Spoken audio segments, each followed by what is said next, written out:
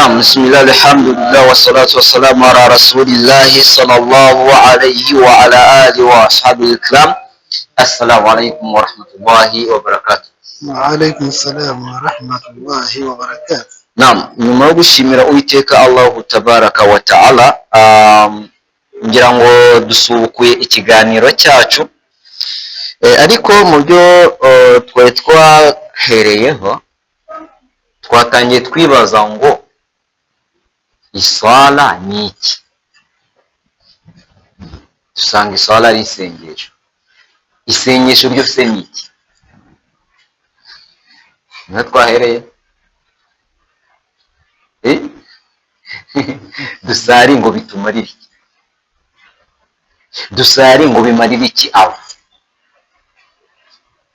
Ese hari icyo twakora ngo twongere mu bwami bwabo?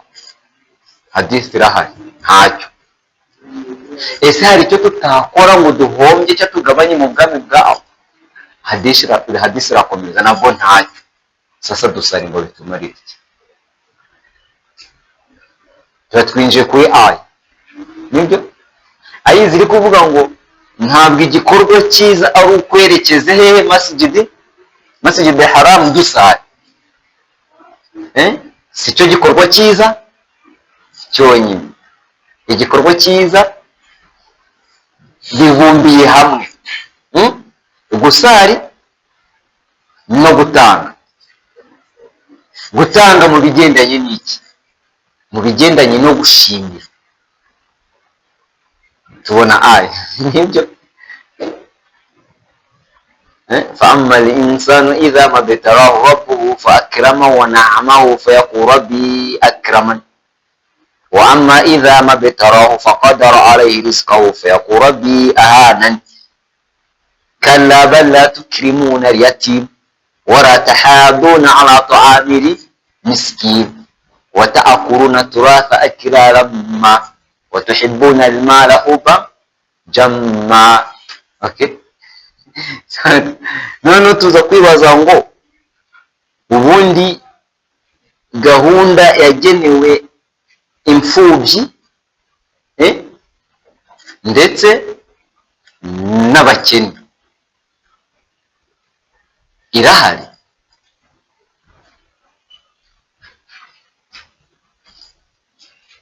Twasoreje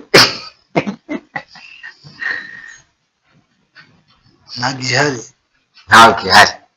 Aha, noneho tumaze gusanga idahari, duhita twibaza ngo bizabazwa nde?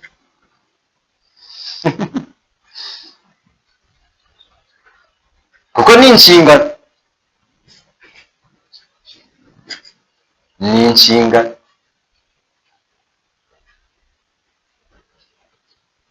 wowe nanjye na bariya dusangiye ukwemera tuzabazwa ryari? Yaumul qiyama.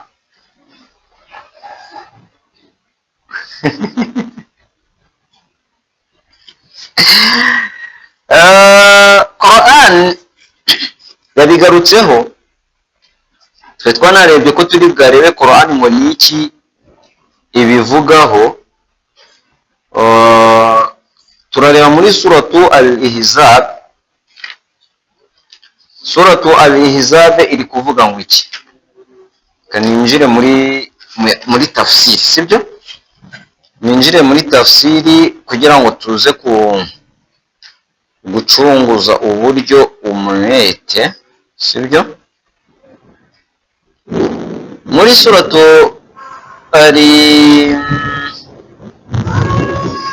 al-Ihzab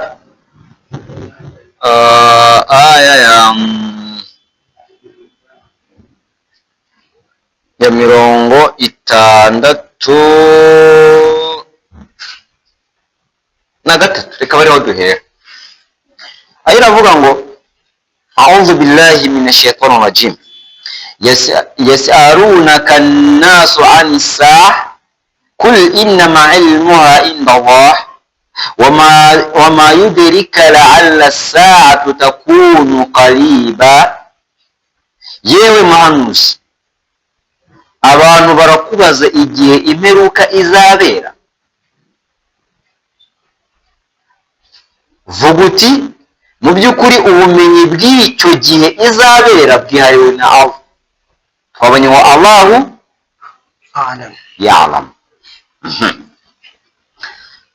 niwe wenyine uzi igihe izabera. ese wabibwirwa n'iki? wenda igihe cy'imperuka kiri bugufi. inna Allaha la'ana al-kafirina wa a'adda lahum sa'ira. mu by'ukuri Allah yavumye abahakanyi anabateganyiriza umuriro ugurumana. khalidina fiha abada, aho bazaba ubuziraherezo. la yajiduna waliyan wala nasira, bazabamo ubuziraherezo, ntibazagira umurinzi cyangwa ubatabara. yawma tukallabu wujuhum fi nnari yaquluna ya laytana ata'ana Allaha wa ata'ana rasula. umunsi uburanga bwabo buzagaragurwa mu muriro, bakavuga bati iyo tuza kuba twaravumye, iyo tuza kuba twarumviye Allah tukanumvira n'intumwa ye.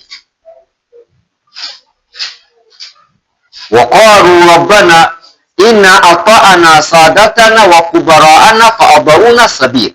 bazanavuga bati nyagasani, mu by'ukuri twumviye abayobozi bacu n'ibikomerezwa muri twe, maze batuyobya inzira itunganye.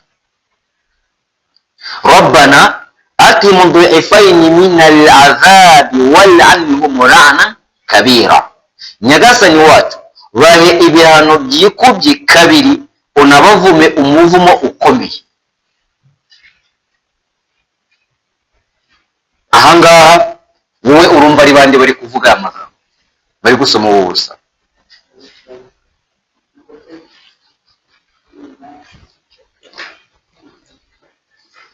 abantu ababandageza imana y'ikintu cyose gutyo abahakanyi nuko wanze.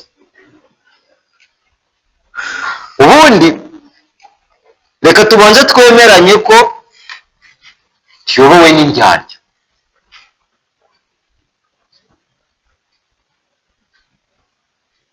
cyangwa se twemeranye ko tuyobowe n'abahakanyi.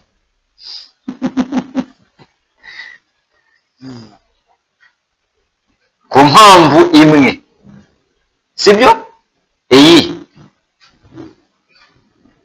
ku mpamvu y'uko twebwe ubwacu gutahiriza umugozi umwe byaranze.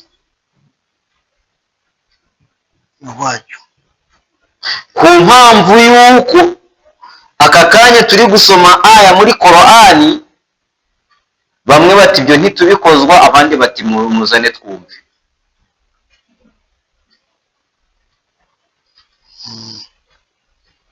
bijyanye n'uko Korani iri kudutegeka,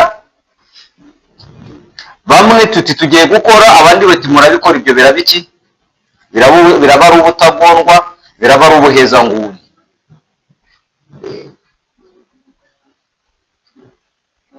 bijyanye n'uko Korani iri kutwereka inzira tugomba kunyura, ariko tugasanga turi mu mazi abira, nta mbaraga, nta bushobozi, nta mutungo, nta buvugiro, nta ruvugiro, wigenga benshi nta bwigenge dufite, nta n'ubwisanzure buhari. kubera ko byinshi uri butangaze biritwa ubutagondwa, byinshi uri bwigishwe biritwa ubuhezanguni, byinshi uri bwigishe biritwa ivangura, byinshi uri bwigishwe biritwa guhembera amacakubiri. niyo mpamvu ubona aba bantu birirwa bari gushwanashwana.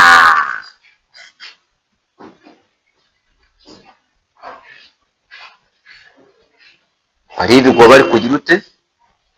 bari gushwana, bari kuryana. icya mbere twabonye muri aya, Allah aravuga ngo iyamsaska Allahu bidurri fala kashfa lahu illa hu wa iyamsaska bi khayri fa huwa ala kulli shay'in qadir. ngo Allah adutabaye ntawadutera. Abaduteje ingorane ntawazidukuraho. Abaturinze ingorane ntawazidushyiraho.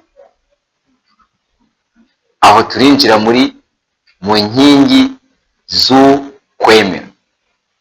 Inkingi ya nyuma, ya mbere kwemera Imana, kabiri kwemera abamarayika, gatatu kwemera ibitabo, kane kwemera intumwa, gatanu kwemera umunsi w'imperuka, gatandatu kwemera igeno, icyiza n'ikibi ko byose bigenwa na Allah muri qadara Allah wa masha'a fa'ala. Nibyo. Sasa rero Abayisilamu twamaze gutakaza iki?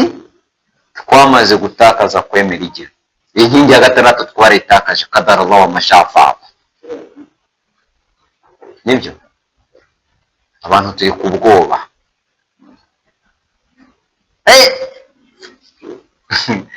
Ufungura isomo gatoya ryageraho rikoma ku bigendanye n'ibiri kuri teri, ukabona Abayisilamu wese agenda asohoka, nka ustazi agahushya, ustazi agahushya, ustazi agahushya, ustazi agahushya, ugashiduka wicaye wicaye muri mimbari wenyine, wicaye mu ishuri wenyine.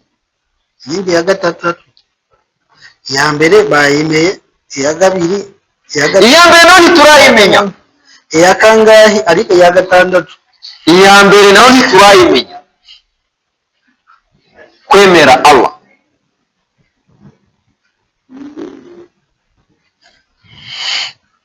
Allah ubaka akanya bagusobanurira ngo Allah ninde,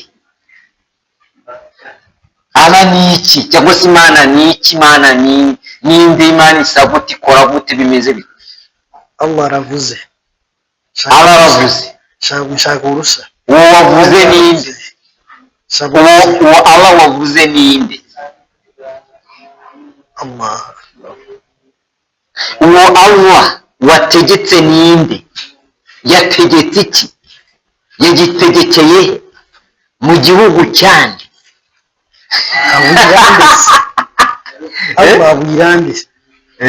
Ari mu kuvuga kwandi. Yavugiye kwandi. Ati ngo uri mu kugenda. Subhanallah. Buriya Abayisilamu muri iki gihe turavuga ngo turi mu ngorane, ngo turi mu bizazane, twaba mu bizazane biruta abo mu gihe cya Ibrahimu alayhi salatu wassalam, aho abantu basengaga ibigirwamana, basengaga buri wese afite ikintu nyine yashyize imbere, kugeza ubwo Ibrahimu alayhi salatu wassalam byamurakaje, arabifata arabimanyagura.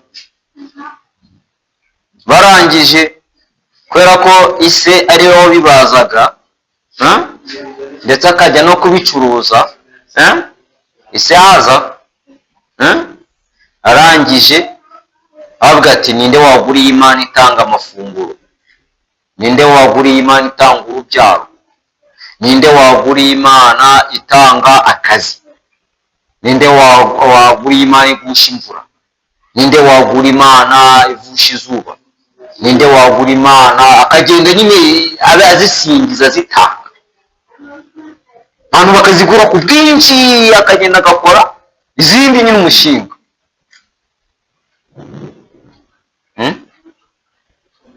Mu gihe cya Ibrahimu alayhi salatu wassalam nta buyobozi bwabagaho.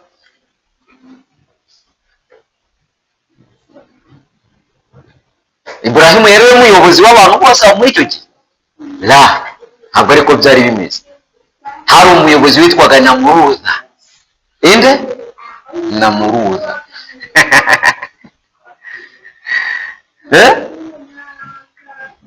Ubwo rero Ibrahimu alayhi salatu wassalam we na Ismail alayhi salatu wassalam birirwa bigisha abantu iki? Ubuyisilamu, kugandukira Allah subhanahu wa ta'ala, kuri amuri ya Allah subhanahu wa ta'ala, ku itegeko Allah subhanahu wa ta'ala yatanze. Hano niho twabonagamo buriya buyobozi abantu bagenda bahakana ku mpamvu z'ubuyobozi. gutinya ubuyobozi mu yindi mvugo no gutinya urupfu, si byose? ni ukuvuga ngo Ibrahimu alayhi salatu wassalam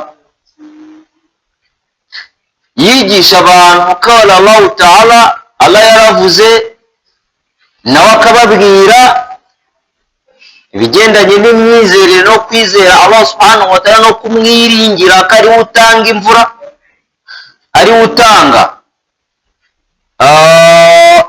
amapfa, akavusha izuba ryinshi, ndetse Allah akaba ari nawe mugenga w'ibihugu byose, tanga ubuzima, tanga n'urupfu. Nibyo? Yego. Uyu Namuruza wari uriho muri icyo gihe nawe ubwo aravuga ati nanjye ndi Imana, ntanga ubuzima ngatanga n'urupfu. Ayira ayigize ute? ayira niyo mpamvu urumva hano tuzaba tuvuga ngo waqalu rabbana inna ata'ana sadatan wa kubara'ana fa adalluna sabila, ngo twumviye abayobozi n'abakomeye muri twebwe fa adalluna sabila, batuyobya inzira igororotse. Urumva nuko inshuro nyinshi twe n'ubundi turi mu bantu b'abanyantege biki, b'abanyantege nkeya, ku mpamvu z'uko icya mbere abo tuvuga ko bayobye, sibyo? Abo tuvuga ko bayobye ndetse tukavuga ko aba yabarakariye, sibyo? Nibo bayobozi bacu mu buryo bw'itegeko. Bw'iki? Bw'itegeko. Barimo ibyiciro bingahe? Bibiri. Icyiciro cya mbere ni icy'abayahudi. Twemeranye ko abayahudi ari bo bagize ute bayoboye isi muri aka kanya. Amategeko y'abayahudi ariyo ari mu isi muri aka kanya, mu bihugu bitari bya Kisilamu, mu bihugu bitagendera kuri shariya, bitagendera kuri qala Allahu ta'ala, Allah yaravuze, qala Rasulu, intumwa yaravuze. Aho ni amategeko ya kiyahudi agize ute adakora. Ahandi hasigaye hatagendera kuri shariya. Shariya ni amategeko yawe, sibyo? Ni amategeko y'abayahudi ayoboye. Abo ngabo nibo tuza tukavuga ngo, sibyo? Ihdina siratal mustaqima siratal ladina an'amta alayhim, nyagasani tuyobora inzira igororotse. Siratal ladina an'amta alayhim, inzira yabo wahundagajeho ingabire zawe, sibyo? Ghayril maghdubi alayhim waradhalina, nibe yabayobye nabo warakariye. Abimana yarakariye ni bande? Abayobye ni bande? Abimana yarakariye ni abayahudi. Abayobye nande? N'abakristo. Abayahudi Imana yabarakariye kubw'ikihe kibazo? Yabarakariye kubwo kwica intumwa n'abahanuzi bari gutangaza yakana bagahita babica. Imana yavuze mu gihugu cyane, Imana yategetse mu gihugu cyane, bagahita babica. None iyo nzira wowe iyo uri gusaba, ihdina siratal mustaqim, tuyobora inzira igororotse. Siratal ladina an'amta, inzira yabo wahundagajeho iki? Inema zawe. Ni bande? Ni ba bandi tugaruka no ku nkingi ya kangahe? Ya kane. Ya kangahe?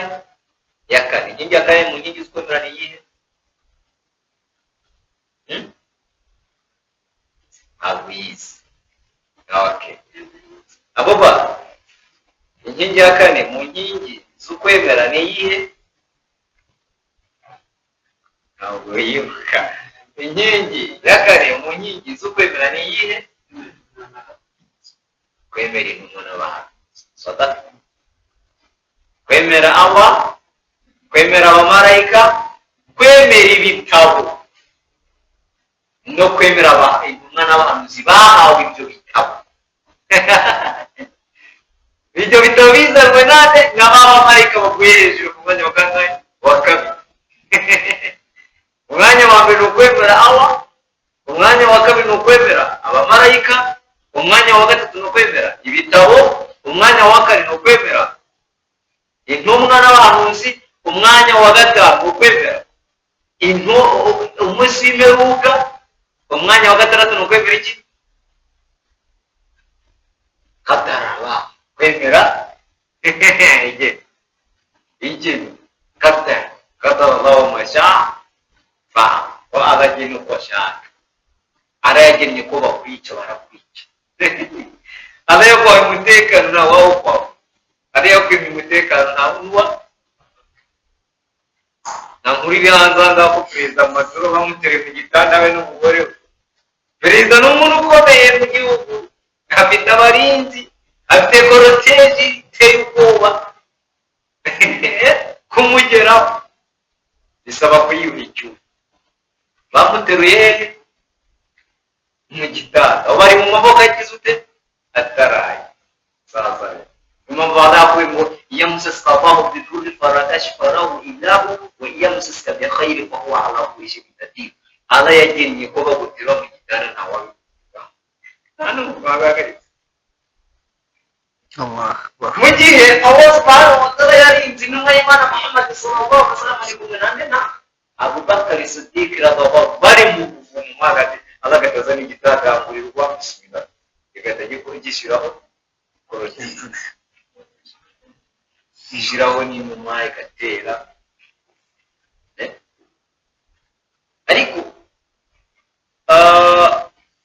ngo twari twinjiye muri gato muri aho ubuyobozi bugongana na leta niho twashaka kugana. Sibyo ntabwo twataye sije. Ntabwo twataye sije. Sibyo buriya leta ni itsinda ry'abayobozi ryagiyeho kugira ngo rikumire intambara hagati y'amadini. Hagati y'amadini. Siramu bakristo babatuke mwara yote ibintu byinshi. Ariko ntabwo bajya kurwana. Nibyo. N'abakristo bazavuga abayisilamu muri amakafiri musema amadayimoni mugi kuzimu. Nibyo. Ariko nawakwigizira. Nibyo. Kubera leta iri ahantu hagaragara. Aba bantu ko bari kurwana mu bambwinda. Ngo rero no gusubiza ikibazo Isilamu yari yabajije ngo ese mufti yemerewe gutunga imbunda cyangwa se intwaro. Imbunda intwaro irimo ibice bibiri. Hari inkota, hari za mucako, hari umwambi, hari umuheto, byose bibarirwa mu ntwaro. Hari n'imbunda none mu buryo bwa kizungu hari imbunda. Ese mufti yemerewe gutunga zimwe muri izo ntwaro? Igisubizo ni yego. Qur'ani irabimwemerera. Qur'ani gizute irabimwemerera. Ariko itegeko rya leta ntabwo ribimwemerera. Ni nkuko na minisitiri yemeye kuba yatunga imwe muri izo ntwaro. Ariko itegeko rya leta rimwe tunibaze nk'ikibazo natwe kigira kiti ese ubundi niyo kumara iki? Yemerewe kuyitunga ngo yimara iki? Nuko yaba minisitiri yaba mufti bose bari mu nshingano gutegeka ibyiza kubuza ibibi. Sasa abantu uri gutegeka noneho uri gutegeka abantu bafite intwaro w'akazi uzi itegeko ryawe rirakora uri kubuza abantu gukora ibibi bafite iki intwaro barabireka ntibabireka bafite ijambo nabyo. Niyo mpamvu ubona rero ibintu bimeze gutyo sibyo. Ni nako rero ndetse n'umuyisilamu cyangwa se n'umunyarwanda sibyo muri rusange umuntu wese yemerewe gutunga intwaro yo kurwanya ikibi agashyigikira icyiza. Hari ikintu mwemana ku masosara bikavuga ngo umuntu nabona ibintu ibibi ikibi kiri gukorwa azagikuzeho imbaraga sibyo, natabishobora avuge acyamagane, natabishobora azababarire umutima. Korani ikagwa mu buzimu kuvaho hantu Korani yo mu buzimu kuvaho hantu hari gukorera icyo kintu nyuma yo kunanirwa kugikuraho, nyuma yo kunanirwa kukibuza sibyo, Korani iravuga ngo kuvaho hantu waba najya kurimbura mu bantu bari gukora icyo kibi aza kugenda cyangwa se uhitemo kubana n'abari kubuza ibyo bibi sibyo. Ubwo rero niyo mpamvu ubu aka kanya twemeza 100% ko ubuyobozi buyoboye ari ubuyobozi bwa leta tugomba no kububaha kuko turi munsi y'igisenge cyabo.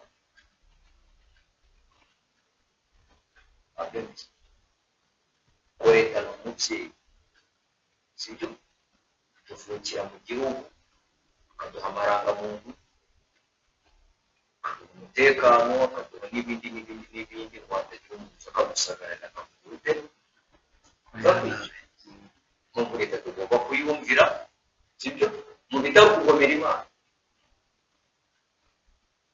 mu bitaro kugomera Imana. Ariko ubwo nibiza mu kugomera Imana turareba ngo amategeko nyine haro kuza amategeko ibyo birakorwa nande bikorwa na mufti. Sasa mufti atiriye jambo ntabwo abaminisitiri kwiba baramutu batuvugane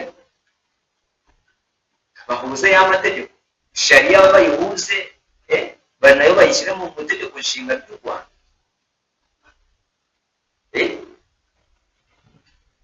Uwo mwanya barawo yavuga ati rwose banyacyubahiro dufatikanyije mu nshingano zo kuyobora abantu tubona mutwemereye itegeko nshinga ry'igihugu mu kongeramo na sharia. Sharia se barayizi? Sharia ni amategeko y'Imana. Ibyo barabivuga se? Kuko niho uzasanga umuyisilamu umuntu azagira iki ijambo. Umuyisilamu ari kugendera kuri sharia kandi nawe yagiye mu itegeko nshinga. Ufite ajyama misala cyangwa niyo bamutumiye nyine nawe araryoshye akagifoto nk'abandi akisohokera kigenda. Niyo mpamvu nakuvuga uti wowe n'iki n'imyanya. Perezida wa Repubulika Paul Kagame His Excellency uyu munsi waravuga ati cyangwa ngo mukajya muri abakubita inkoni kubera iki ntaje batumari nibyo dufite umuyobozi ukunda abanyarwanda ariko abamufasha mu nshingano reka ibyo bibakoze dufite umuyobozi perezida wa Repubulika Paul Kagame akunda abanyarwanda sibyo. Hasi ubundi nanze abakunda ubundi arakunda aribo bamutora aribo bamwamajwe ariwe tuto barabandi n'ubundi kari ubashira hati ni nawe tuzi rero mu muturage agira ikibazo ati none wumva wabitura nde byagenda ngo mutubwire uramubyeyi rwose nyakubahwa perezida wa Repubulika Paul Kagame rwose umubyeyi wacu w'icyubahiro cyawe rwose tutabare tuberewe nayo mugari we batowe n'abandi basigaye nyira kuri twirwa turyagena tubaho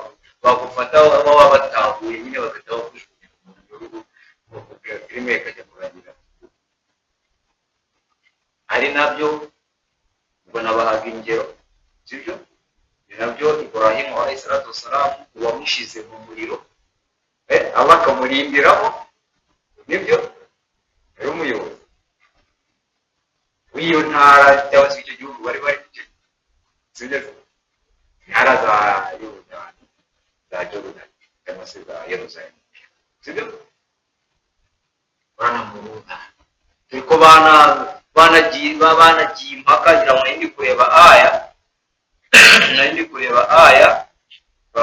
muri suratu al-Bakara aya ya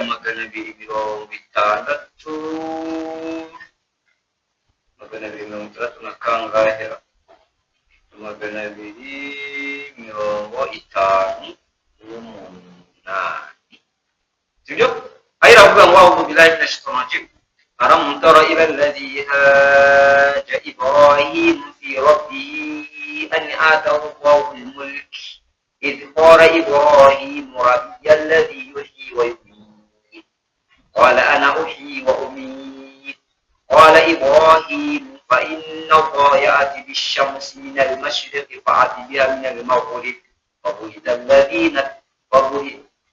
الذين كفروا والله لا يهدي القوم الظالمين وإسي يوم محمد صلى الله عليه وسلم uwahakanye nyagasani we ari we umwami na muhuza ubwo yagishaga impaka Aburahamu yitwaje ubwami Allah yamuhaye uwo na muhuza ari mu bwami Allah abandi gutanga iki ubwami ariko wahaye ubwami ntabwo gusubiza uwamuhaye niyo mpamvu abaperezida bose bo mu isi byongeye muri Afurika indahiro zabo ziza zivuga ngo Allah bifashemo ariko se mubona umubano wabo n'Imana uhagaze buri wese yatanga igisubizo hagati aho sibyo ubwo Aburahamu yavugaga ati nyagasani wanjye ni wa wundi utanga ubuzima n'urupfu na muruza aravuga ati nanjye ntanga ubuzima n'urupfu inkangisha Imana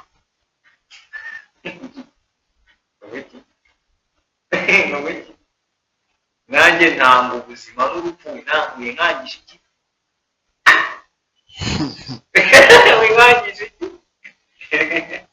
inkangisha iyo Mana nanjye ntanga ubuzima n'urupfu none Aburahamu icyo yahise akora uyu namuruza yahise ahamagaza imfungwa ebyiri cyangwa se abacakara babiri nk'uko perezida w'Afurika ahamagaza imfungwa ebyiri ari amagerageza ashaka guhereza isomo mufite wenda yatubwiye mufite agiye mu mwanya w'iburayi bakajya impaka ku rwego sibyo bikamagaza abacakara babiri cyangwa se imfungwa ebyiri umwe baramwishe timumwice sibyo ndati mumureke igende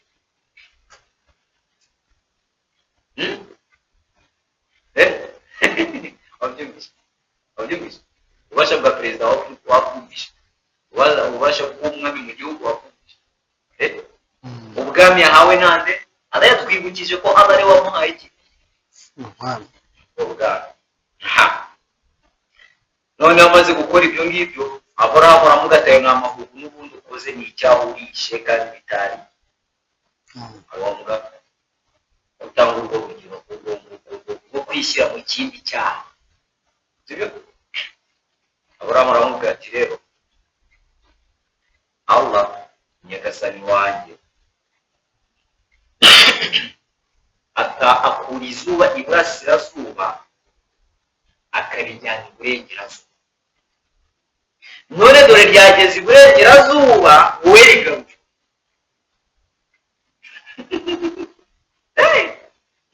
abakora yuko nyine gusubiza burya kuko ntabwo intumwa zavugaga nyine amagambo zitekereza gucanya aba niwe wahitaga zizereza igisubizo direct akabibonye ko aba ari wigisha umuntu akoresha iki allama insana ma'alam ya'lam allama insana bil qalam arayigisha umuntu akoresha iki ikaramu babonye na muri Aburahamu yize kaminuza yigishijwe nande promera Musa diplome yayikuye kugira ajye guhabwa amategeko y'Imana.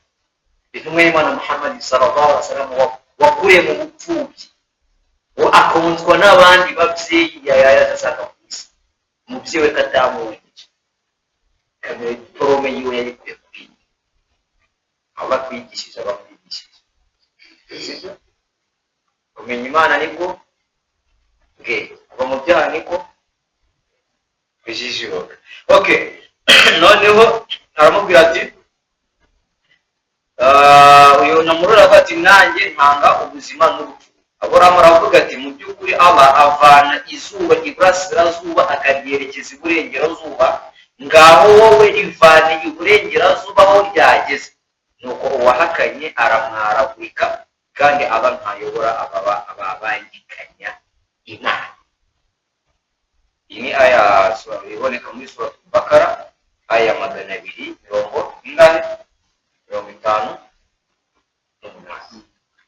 Sibyo intumwa zagiye zihura n'ingorane zigiye zitandukanye mu gusoza ikiganiro cyacu. Nuko abayobozi Allah bahubwami cyangwa se akabaha ubuyobozi, kandi bakujyaho gushaka abana gusa bamaze iminsi basenga binginga bakitiriza Imana ko bari mu ngorane, bati Nyagasani n'udushoboza tukabona uyu mwanya tukajya muri iyi myanya bakadutora, tukaba minisitiri, tukaba abadepite, tukaba perezida w'igihugu, tukaba meya w'akarere, umurenge, bazitifu, batugari mu midugudu. Tuzakorera abaturage neza, tuzabungabunga, tuzaca akarengane, tuzaca ruswa, tuzaca ihohoterwa, tuzaca ubusumbane, tuzaca ivangura. Bamara kujya kubaka rubari. Ubwo ni urugero rwa mbere rutoya, ingero zo nyinshi zirandagaye.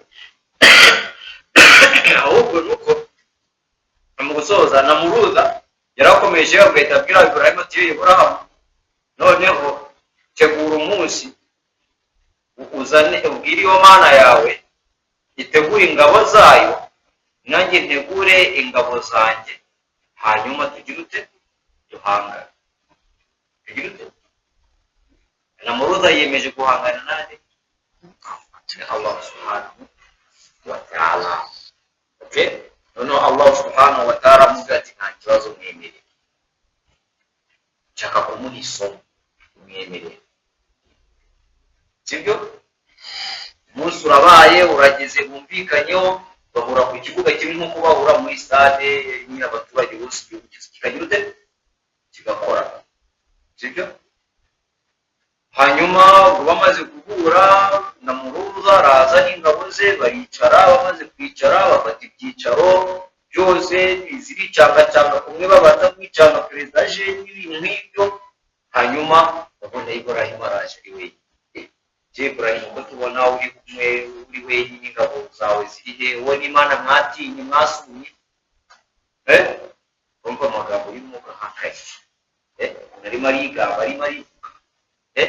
Uraho urabubwira ati mbere y'uko mufata bino byicaro kugera hano, ingabo zagize ute? Zari zihari. Sibyo zagize ute? Zari zihari. Hanyuma aravuga ati noneho nimba witeguye tangiza umurwano. Sibyo nimba witeguye tangiza umurwano, hanyuma duhangane. Hanyuma uko byaje kurangira batangije umurwano. Nyuma y'uwo murwano hahita haza, mbere y'uwo murwano yo gutangira hahise haza imibu myinshi iraza kuri buri musirikare, banazira abasirikare bamanika iki amaboko, bafata intwaro zabo bazishyira hejuru, batereka reka ntabwo dushoboye. Sibyo bamaze kugaragaza ko badashoboye, icyakurikiyeho nuko Allah subhanahu wa ta'ala umubu umwe yari yakomeretse wabanaga n'ubumuga. Sibyo warajya aho winjiza mu izuru ryana, urinjira no mu gihanga. bari mujya wikaragira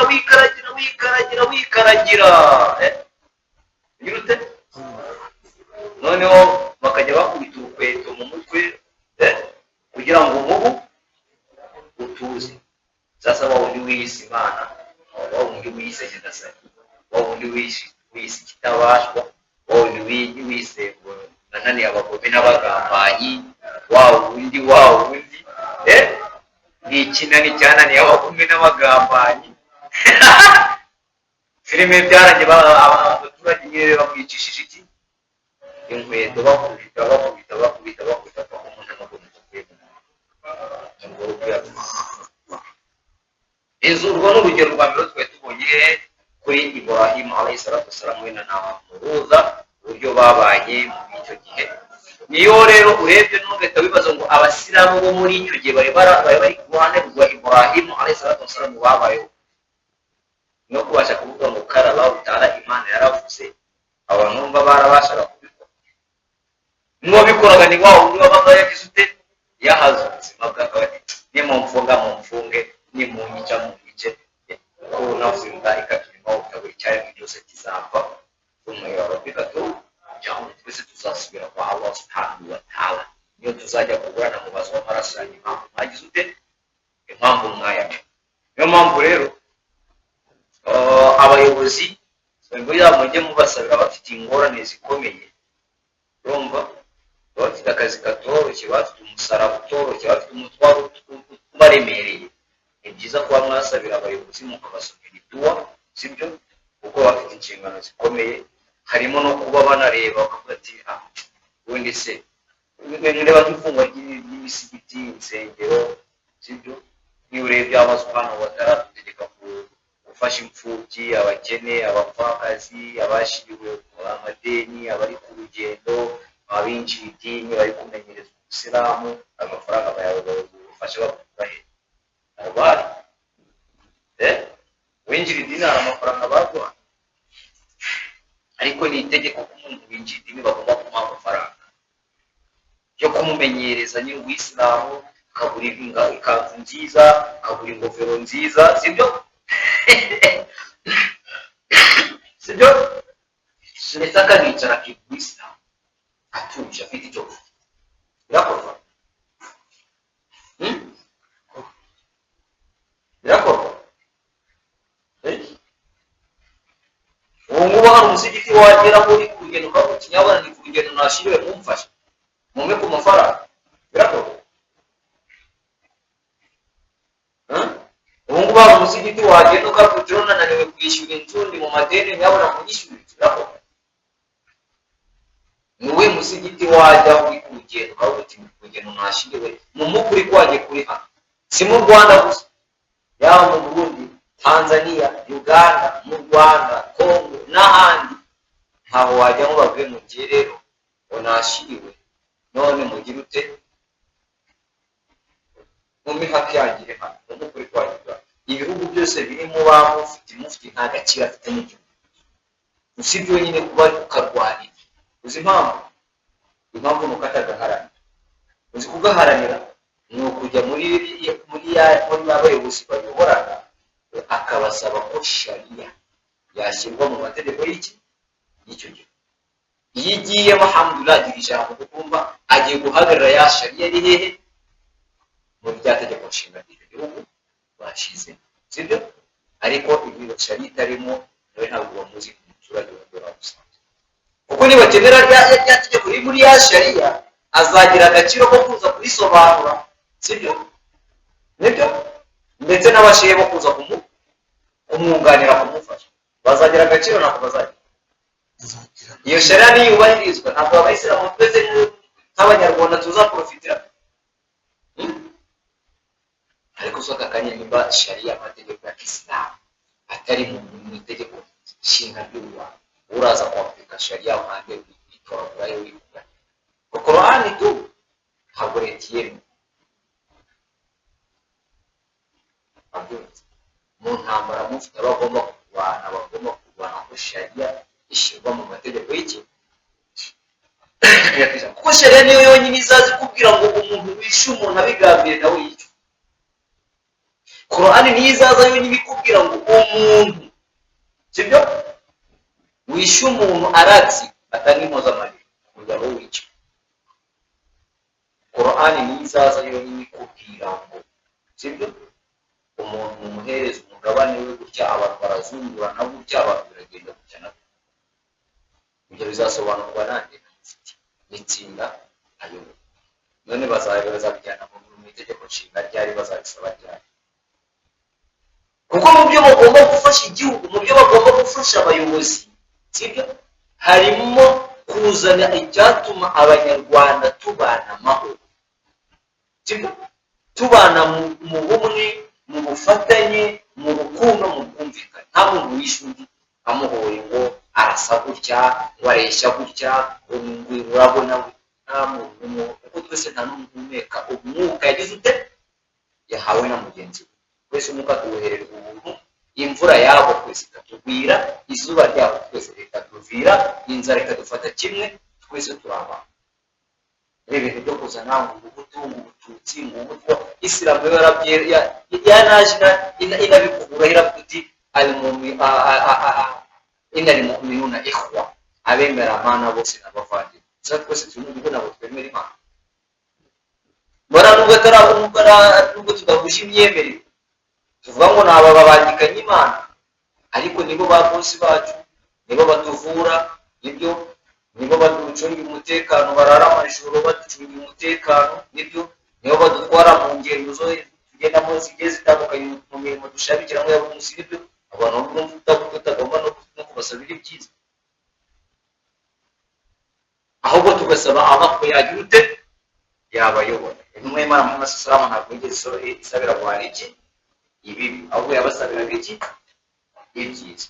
Niyo mpamvu natwe tugomba gusabira ubuyobozi, tukabusabira ibyiza, tukanasaba Allah subhanahu wa ta'ala ko yagira ute yabayobora idini y'Ubuislamu. Subhana rabbika rabbil izzati amma yasifun wa salamun ala al-mursalin walhamdulillahi rabbil alamin. Sindire ikibazo cyawe kisubije. Alhamdulillah. Wasubije ikibazo cyawe wabajije impamvu tutagira minisiteri yita ku mfubyi n'abapfakazi, nuko mufti atagira ute ataganira na bari abafite mu nshingano ngo sharia yinjizwe mu mategeko y'iki ya leta cyangwa se ya itegeko nshinga. Nibwo nyine n'aya mategeko nyine yagira ute yakubakirwaho imfubyi, abakene, abapfakazi, akabika za minisiteri zigira ute zita kuri abo bantu. Turi nta na kaminuza tugira mu gihugu, kaminuza tugira se Isilamu yigisha iby'umuco, uburyo bwo kubana, ariko yaba Bibiliya yaba Qur'ani zose zije kuzigisha iki zije zigisha urukundo. Matayo 21 umurongo wa 39, Uwiteka Imana yawe n'ubwenge bwawe bwose uri na mugenzi wawe uko sasa ni urukundo rurahari. Intumwa y'Imana Muhammad sallallahu alaihi wasallam ati tatadkhulu jannata, ntabwo muzinjira mu ijuru mutabaje Gukundana. kwemera. Yagomba kubanza yagiye kwemera Imana, nibyo kwemera abamarayika, kwemera ibitabo, kwemera intumwa n'abahanuzi, kwemera umunsi w'imperuka, kwemera igeno ry'Imana, icyiza n'ikibi byose ku Imana ariyo yemera ko bigeraho bikabaho, sibyo? Subhana rabbika rabbil izzati amma yasifun wa salamun ala al-mursalin walhamdulillahi rabbil alamin wa billahi tawfiq. Assalamu alaykum.